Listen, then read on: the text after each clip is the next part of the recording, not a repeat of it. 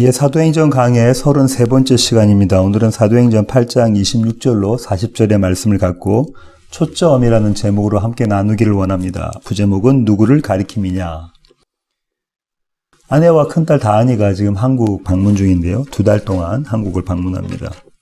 다한이가 며칠 전에 한국에서 안경점에 가서 안경을 맞췄는데요. 시력 검사는 여기서도 안과에서 했기 때문에 별 차이가 없는데 안경에 초점이 맞지 않는다고 합니다.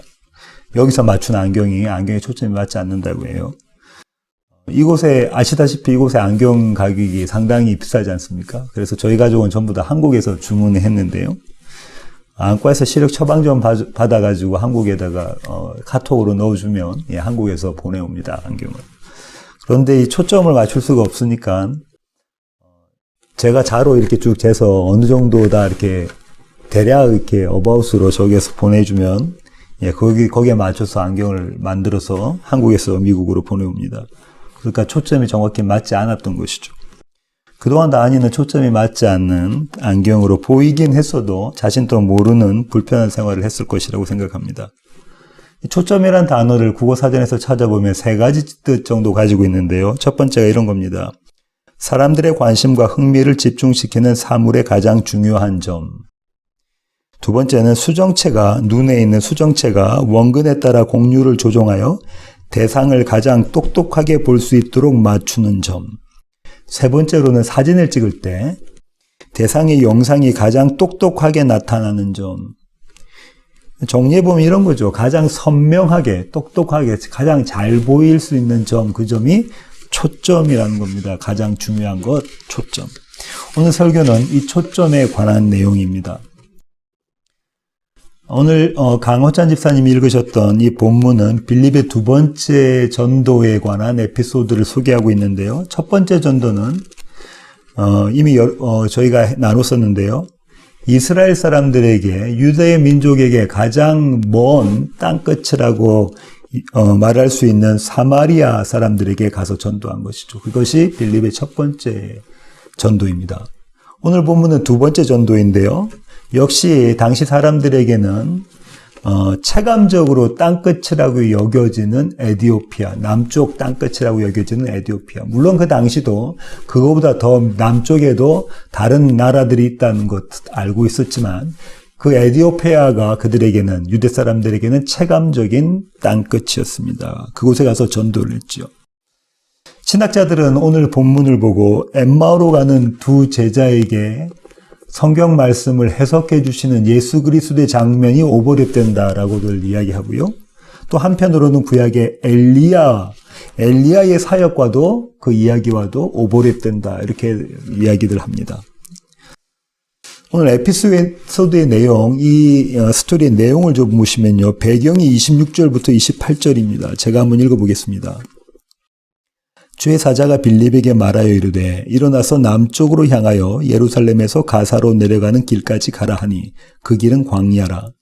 일어나 가서 보니 에디오피아 사람 곧 에디오피아 여왕 간다게의 모든 국고를 맡은 관리인 네시가 예배하러 예루살렘에 왔다가 돌아가는데 수레를 타고 선지자 이사야기를 읽더라. 주의 사자가 등장하죠. 그 주의 사자가 빌립에게 명령을 합니다. 7 집사 중에 한 명이었던 빌립에게 명령을 하죠. 그 명령의 내용은 이렇습니다. 지금 예루살렘에서 가사로 내려가는, 남쪽으로 내려가는 그 길로 가라. 빌립은 이에 순종합니다. 하나님의 명령에 순종하고 그 길로 내려가죠. 거기서 에디오피아 사람을 만나게 됩니다. 이어 성경은 에디오피아 사람이 어떤 인물이라는 것을 소개하고 있는데요. 그는 관리였습니다. 어떤 관리였냐면 에디오피아 여왕 간다게의 국고를 맡은 관리입니다. 여기서 간다게라는 것은 여왕의 이름을 이야기하는 것이 아니고요. 왕의 갖고 있는 그 책임과 권한 중에 일부 또는 전부를 특정한 일을 맡아서 일을 하고 있는 황태우를 일컫는 왕가의 명칭이 간다게였습니다. 다시 말하면 왕이 하는 일 중에 일부 아니면 전부 다를 관장하는 태우였다는 거죠. 우리나라 같으면 옛날에 우리나라의 임금이 나이가 어릴 때 그 어머니가 대신해서 수렴 청정을 하지 않습니까? 예, 그런 것과 비슷한 거죠. 그런 간다계의 국고를 맡은 관리입니다. 그러니까 최고의 이 권력자 중에 한 명이었다고 말할 수 있겠죠. 또 성경은 그가 내시였다고 소개합니다. 동북아시아, 이렇게 한국과 일본과 중국을 비롯한 이 동양계에서는 내시가 대단한 권력들을 가지고 있었죠. 그런 그가 예루살렘에 예배드리러 왔다가 본국 에디오피아로 돌아가는 길에 지금 있습니다. 이게 장면인데요, 세팅인데요. 아마도 그는 유대교로 개종했을 겁니다. 그러니까 예루살렘에 와서 예배드리고 돌아가는 것이겠죠. 돌아가는 길 위에서 그는 수레 위에 타고 있었는데요. 아무래도 권력자니까 그렇겠죠. 그 수레 위에서 하나님의 말씀, 성경 말씀을 읽고 있는데 그 본문이 이사야서였습니다. 이렇게 세팅이 되고 이제 사건이 시작이 되는데요. 29절부터 30절 보시겠습니다. 성령이 빌립더로 이르시되 이 수레로 가까이 나아가라 하시거늘 빌립이 달려가서 선지자 이사야의 글 읽는 것을 듣고 말하되 읽는 것을 깨닫느냐? 성령이 또다시 빌립에게 명령하십니다. 이제 네가 수레 가까이 가라. 수레에 가까이 가라. 이것도 쉬운 얘기가 아니죠. 쉬운 명령이 아닙니다. 대단한 권력을 가진 사람 바로 그 곁으로 가라는 거죠. 빌립이 이 성령의 말씀에 순종합니다. 가서 보니까는 그 내시가 이사야의 글을 읽고 있는 거예요. 그래서 이렇게 물어보죠. 읽는 것을 깨닫느냐? 읽는 것을 깨닫느냐? 이게 대단한 용기를 가지고 있는 것입니다. 수레 아래에 있는 사람이 수레 위에 있는 권력자에게 지금 질문을 하는 거잖아요. 사극의 버전으로 이렇게 바꾸어 보면 이 내시가 빌립 집사에게 이런 말을 했음직해요. 내 이놈, 천한 것이 무리하기가 그지없구나. 이렇게 말을 했을 것 같습니다. 그렇죠? 신분의 차이가 아주 큰 차이를 가지고 있는 이 빌립이 이 내시에게 지금 이렇게 묻고 있는 겁니다. 너는 지금 네가 있는 거 깨닫고 있니? 이렇게 묻고 있는 것이죠. 이 사건이 다시 전개됐는데요. 31절부터 33절 보시겠습니다. 대답하되 지도해 주는 사람이 없으니 어찌 깨달을 수 있느냐 하고 빌립을 청하여 수레에 올라 같이 앉으라 하니라. 읽는 성경 구절은 이것이니 일러스되 그가 도살자에게로 가는 양과 같이 끌려갔고 털 깎는 자 앞에 있는 어린 양이 조용함과 같이 그의 입을 열지 아니하였도다. 그가 굴욕을 당했을 때 공정한 재판도 받지 못하였으니 누가 그의 세대를 말하리요. 그의 생명이 땅에서 빼앗김이로다 하였거늘. 이 내시가 조금 전에 제가 말씀드렸던 그 사극의 버전으로 빌립을 호통치는 것이 아니라 무엇이라고 대답하느냐면 이렇게 대답합니다. 지도해 주는 사람이 없으니 어찌 깨달을 수 있느냐. 나는 모른다. 이 하나님의 말씀의 뜻이 무엇인지 나는 모른다. 왜냐하면 아무도 가르쳐주는 사람이 없기 때문에 그렇다. 여기서 우리가 한번 생각해 봐야 될 필요가 있는 것이요. 당시 에디오피아는 지금의 에디오피아와 사뭇 다릅니다. 그때 에디오피아는 대단한 나라였는데요. 그 나라의 최고의 권력을 가진 2인자 정도 되겠죠. 이 사람이 그 정도의 위치에 올라갔다면 지식적으로도 최고의 지식을 가졌던 사람일 겁니다. 그럼 그가 지금 이렇게 고백하는 거예요. 내가 이 하나님의 말씀을 모른다. 가르쳐주는 사람이 없으니 이 말씀을 알지 못한다. 그래서 이 대목에 대해서 신학자들이 이렇게 말합니다. 세상의 지식으로 하나님의 지식을 해석할 수 없다. 이해할 수 없다. 성경의 기록자도 하나님이시고 성경을 해석해 주시는 분도 하나님이시다는 거죠. 그가 읽은 구절은 이 내시가 읽었던 구절은 이사야서 53장 7절로 8절 있는 구절인데요. 한번 찾아보시겠습니다. 이사야 찾으셨으면 제가 한번 읽어보겠습니다. 그가 곤욕을 당하여 괴로울 때에도 그의 입을 열지 아니하였으며 마치 도수장으로 끌려가는 어린 양과 털 깎는 자 앞에서 잠잠한 양같이 그의 입을 열지 아니하였도다. 그는 곤욕과 신문을 당하고 끌려갔으나 그 세대 중에 누가 생각하기를 그가 살아있는 자들의 땅에서 끊어짐은 마땅히 형벌받을 내 백성의 허물 때문이라 하였으리요. 여러분 잘 아시다시피 이 이사야 53장은 하나님의 종의 고난에 대한 거죠. 고통, 순환에 대한 이야기입니다. 메시아에 대한 메시지인 거죠. 이렇게 사건이 전개되고 난 다음에 이 에피소드는 절정을 맞게 되는데요. 34절부터 36절의 말씀입니다. 그 내시가 빌립에게 말하되 청컨대 내가 묻노니 선지자가 이 말한 것이 누구를 가리킴이냐, 자기를 가리킴이냐, 타인을 가리킴이냐. 빌립이 입을 열어 이 글에서 시작하여 예수를 가르쳐 복음을 전하니 길 가다가 물 있는 곳에 이르러 그 내시가 말하되 보라 물이 있으니 내가 침례를 받으면 무슨 거리낌이 있느냐. 이에 명하여 수레를 멈추고 빌립과 내시가 둘 다 물에 내려가 빌립이 침례를 베풀고. 지금 이 에디오피아 내시가 빌립에게 이렇게 묻습니다. 도대체 이 선지자가 말하는 이 사람, 이사야서 53장에 나와 있는 이 사람은 누구를 말하는 것인가? 이사야 자신을 말하는 건가? 아니면 다른 사람을 말하는 건가? 이 구절에 대해서 이스라엘은 이 구절을 메시아를 표현하는, 메시아를 상징하는, 메시아를 이야기하는 그런 구절이라고 믿기 어려워했습니다. 왜냐하면 메시아는 이런 고통을 당하실 분이 아니시거든요. 대단한 힘을 가지시고 대단한 권력을 가지시고 이 땅에 오실 분이 어떻게 이렇게 고난받을 수가 있는가? 따라서 그들은 이 고통받는 하나님의 종을 이사야로 보기도 했고요. 이사야 자신으로 보기도 했고요. 또 한편으로는 이스라엘 백성으로 자신들로 그렇게 여기기도 했었습니다. 그러니까 지금 이 내시가 이렇게 빌립에게 질문한 거죠. 도대체 이 사람이 누구냐? 이제 빌립이 선지자 이사야가 지금 가리키고 있는 이 하나님의 종, 고통받는 종이 나사렛 예수시라고 선언합니다. 그리고 그 하나님의 말씀을 설명해 주죠. 해석해 줍니다. 그분이 어떻게 당신의 죽음으로 너를 구원해내셨는가 그것을 설명하죠. 그러자 이제는 내시가 빌립에게 침례 줄 것을, 자신이 침례받을 것을 요청합니다. 오늘 본문에 나와 있지 않지만 아마도 그가 나사렛 예수 그리스도를 메시아로, 그리스도로 또 그의 삶의 구원자와 주인으로 그렇게 고백했겠죠. 그러니까 빌립이 침례를 주었겠죠. 사건은 결말을 맺는데요.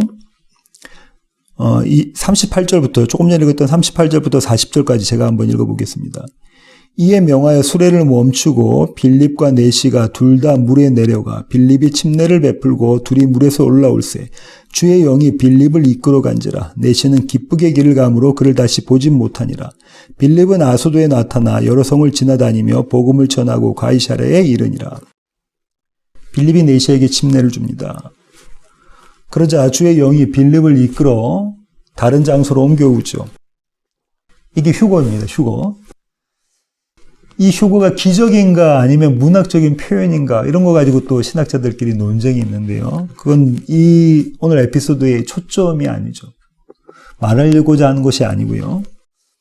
그가 기적적으로 하나님의 손에 이끌림 받아서 기적적으로 옮겨왔던지 아니면 이것이 그렇게 빨리 그 자리를 벗어난 빌립을 표현하고 있는 문학적인 표현이든지 상관없이 내시는 지금 이제 가던 길을 기쁘게 그렇게 해석합니다.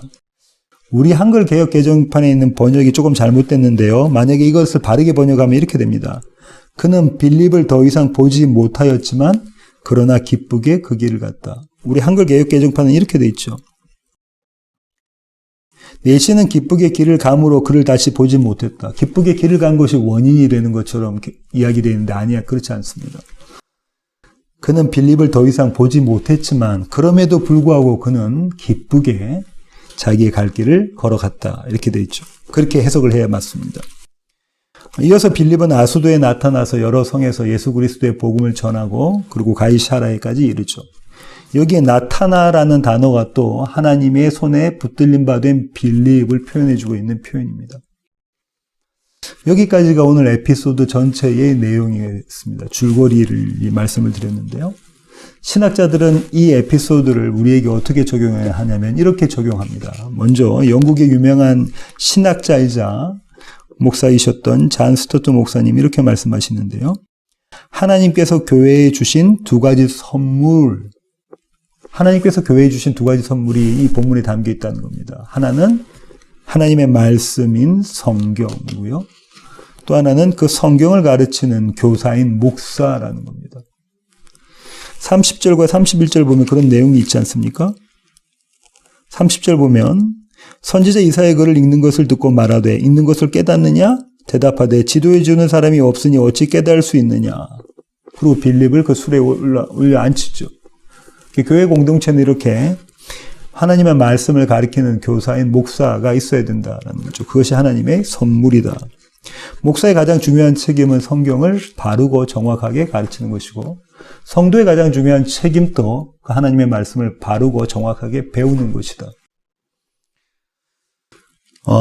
또 다른 적용은요, 실천적인 입장에서 적용을 하는 것인데요.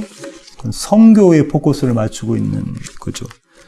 성교에 포커스를 맞추다 보면 이 전도자 빌립에게 초점을 두게 되어져 있습니다. 성령의 귀 기울여 하나님의 뜻에 순종한 자, 빌립이 이런 자입니다. 기회를 놓치지 않고 예수 그리스도를 증거하는 자, 빌립이 이런 자고요.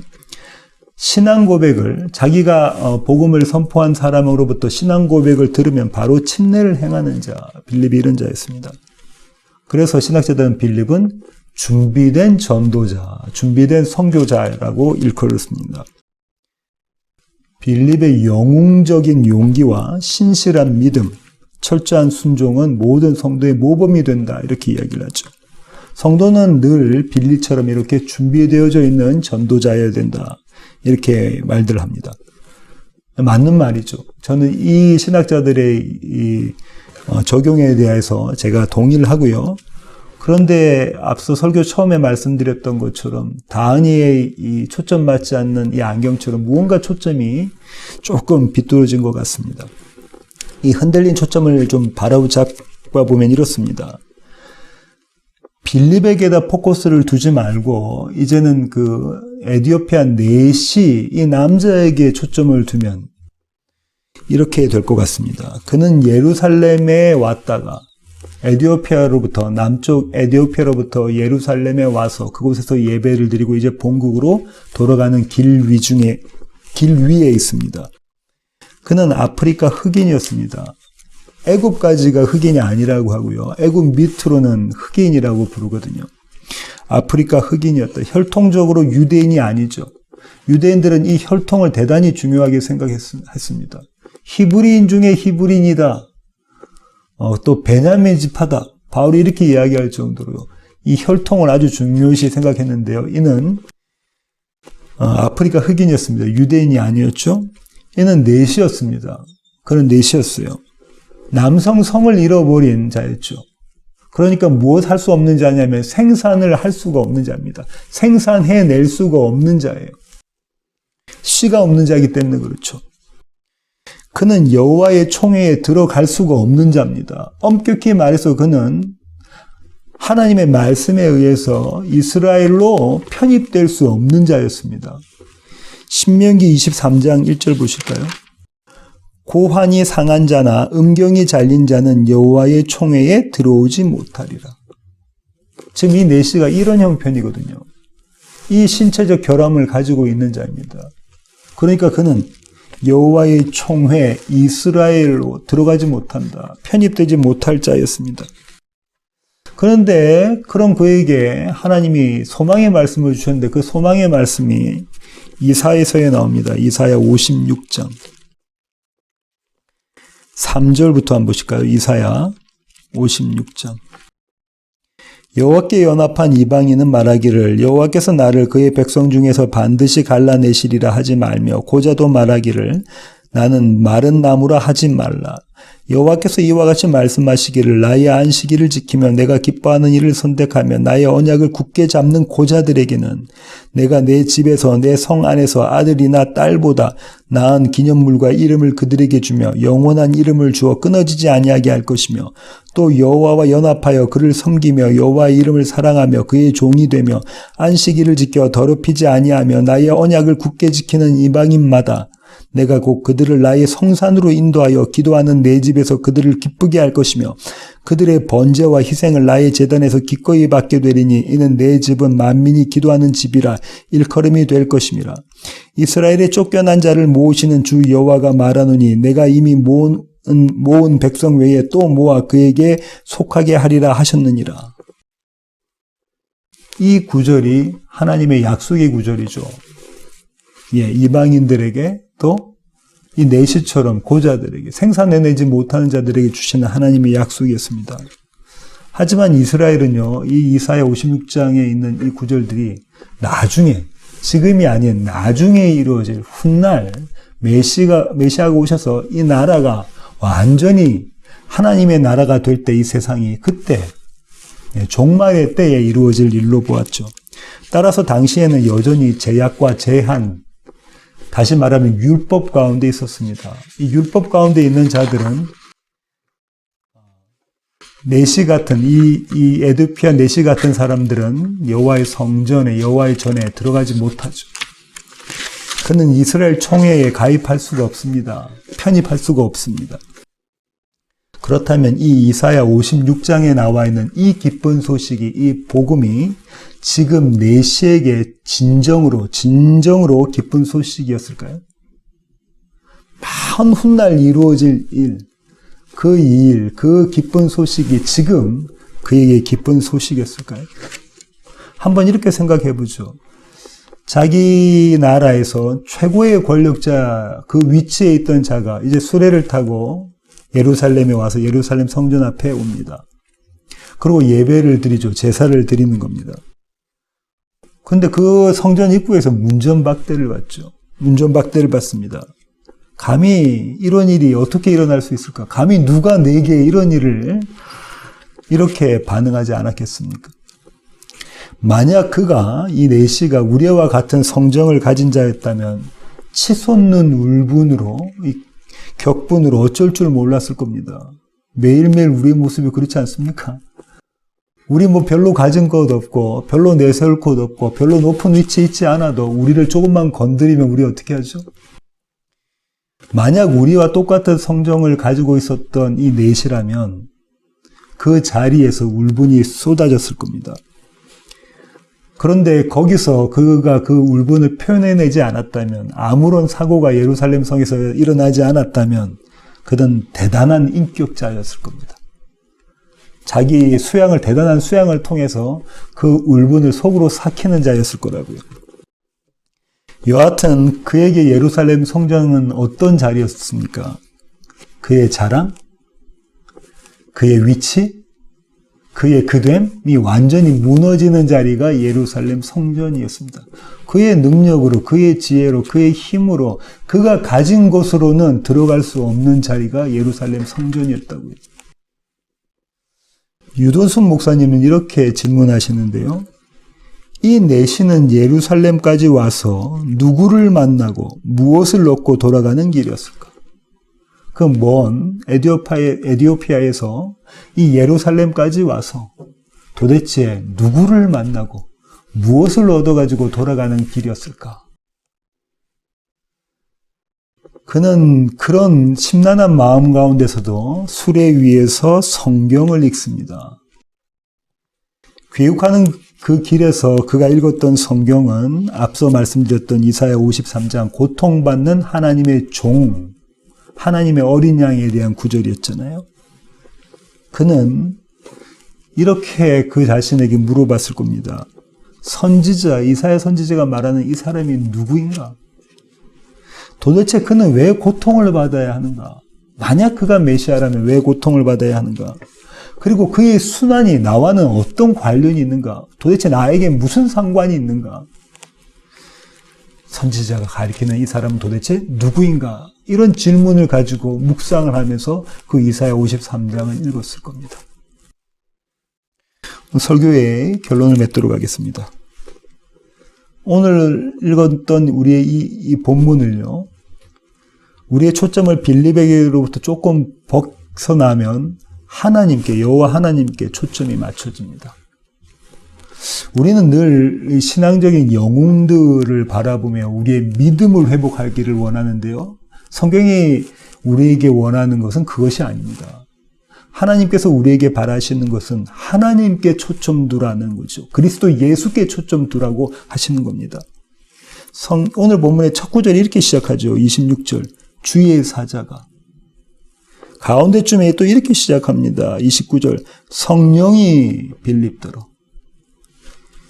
39절 한번 보실까요? 주의 영이 빌립을.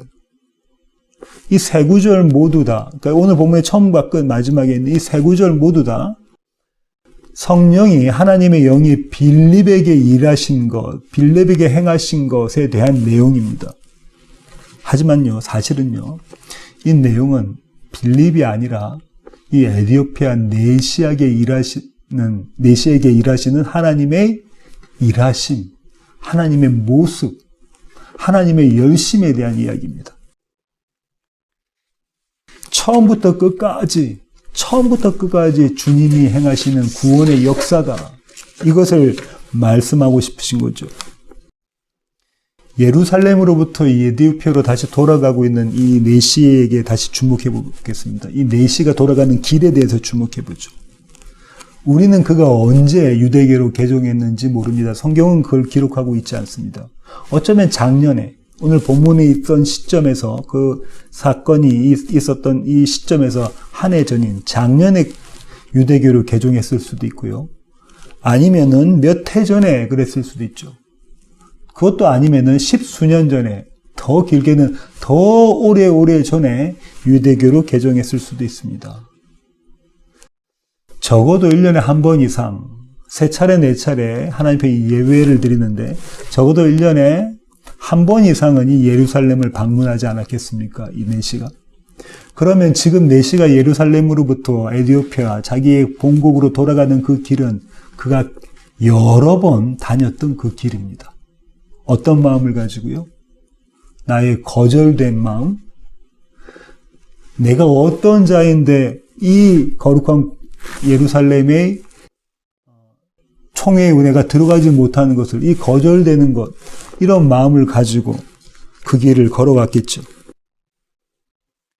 낙심과 절망과 분노가 그 안에 있었을 수 있고요. 그것을 그의 인격으로 짓누르고 있을 수도 있었습니다.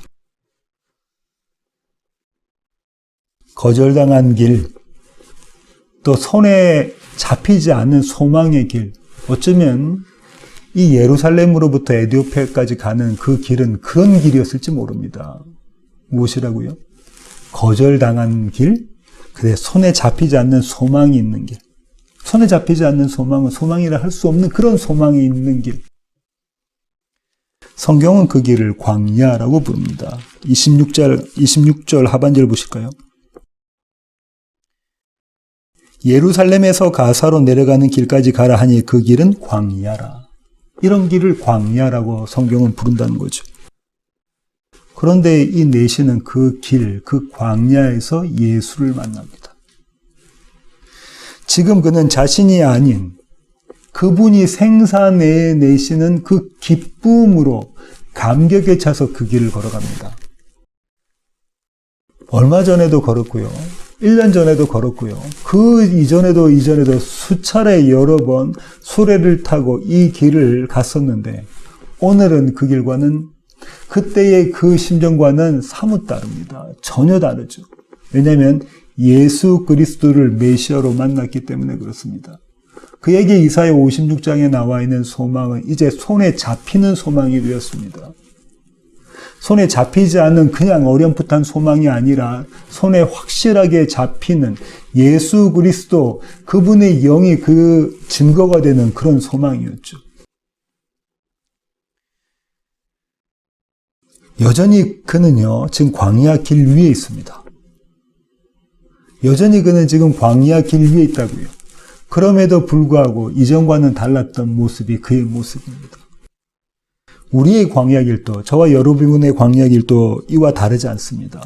그가 걸었던 길과 다르지 않지요. 하나님의 말씀은, 그 말씀이 가리키는 예수 그리스도는 사망으로 가득한 이 광야 길을 생명으로 바꿔 놓으십니다. 절망과 슬픔과 분노로 가득한 그 길을 기쁨과 감격으로 바꾸어 놓으시죠. 주님은 처음부터 이 에디오피아 내시를 주목하고 계시며 그에게 초점 두시며 그 일을 하셨습니다. 처음부터 마지막까지 주님이 하신 일입니다. 이제 그 하나님이 동일한 방식으로 우리를 바라보고 계십니다. 그리고 우리 가운데 일하시죠. 주의 사자가, 성령이, 주의 영이 날마다 그분이 우리와 함께 하심으로 이 일을 만들어내십니다.